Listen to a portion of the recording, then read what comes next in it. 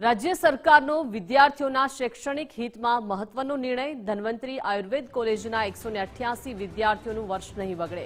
વિદ્યાર્થીઓને અન્ય self finance Ayurveda કોલેજોમાં ટ્રાન્સફર કરાશે। એનસીઆઈએસએમ અને આયુષ મંત્રાલયે સુપરન્યુમરી બેઠકોને મંજૂરી આપી છે। વિદ્યાર્થીઓને મેરિટ અને નીટ રેન્કના આધારે કોલેજ ફાળવાશે। ટ્રાન્સફર બાદ પણ વિદ્યાર્થીઓએ જૂની કોલેજ જેટલી જ ફી ભરવાની રહેશે। નિયમોના ઉલ્લંઘન બદલ ધન્વંતરી આયુર્વેદ કોલેજનું એફિલિએશન રદ થશે। બંધ કોલેજના વિદ્યાર્થીઓના હિતમાં રાજ્ય સરકારે આ મહત્વપૂર્ણ નિર્ણય લીધો છે। ગુજરાત આયુર્વેદ યુનિવર્સિટીની દેખરેખ હેઠળ ટ્રાન્સફર પ્રક્રિયા હાથ ધરાશે। વિદ્યાર્થીઓના ભણતર અને ઇન્ટર્નશીપને નુકસાન ન થાય તે માટે સરકાર કટિબદ્ધ છે। વધુ વિગતો સાથે સંવાદદાતા નિકુંજ જાની જોડાઈ ગયા છે। જી નિકુંજ।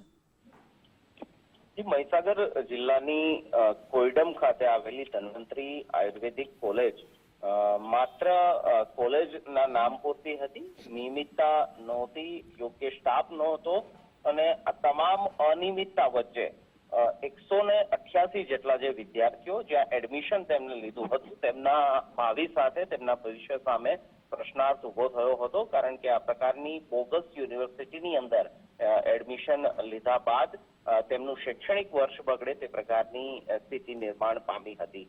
રાજ્ય સરકાર અને આરોગ્ય વિભાગે આ સમગ્ર મામલાની અંદર ઇન્ટરફિયર કર્યો અને તમામ 188 જેટલા વિદ્યાર્થીઓ છે તેમનું વર્ષ ન બગડે તે માટે આ નિર્ણય લેવાયો છે કે વિદ્યાર્થીઓને અન્ય સેલ્ફ ફાઇનાન્સ આયુર્વેદિક કોલેજની અંદર ટ્રાન્સફર કરવામાં આવશે। આયુષ મંત્રાલયે સુપરન્યુમરી બેઠકો જે છે તેને મંજૂરી આપી છે અને વિદ્યાર્થીઓને મેરિટ અને નીટ રેન્કના આધારે કોલેજ ફાળવવામાં આવશે। વિદ્યાર્થીઓ જ્યારે ટ્રાન્સફર થશે એટલે કે અન્ય કોલેજની અંદર ટ્રાન્સફર થશે ત્યારે તેમની જૂની ફી જે સ્ટ્રક્ચર છે તે પ્રકારે જ તેની પાસેથી ફી વસૂલવામાં આવશે। મહત્વનું છે કે તમામ મેડિકલ કોલેજ અને આયુર્વેદિક કોલેજના નિયમો છે તેનું ઉલ્લંઘન જે આ ધન્વંતરી કોલેજ છે તેનું એફિલિએશન રદ કરવાની પણ કાર્યવાહી થશે।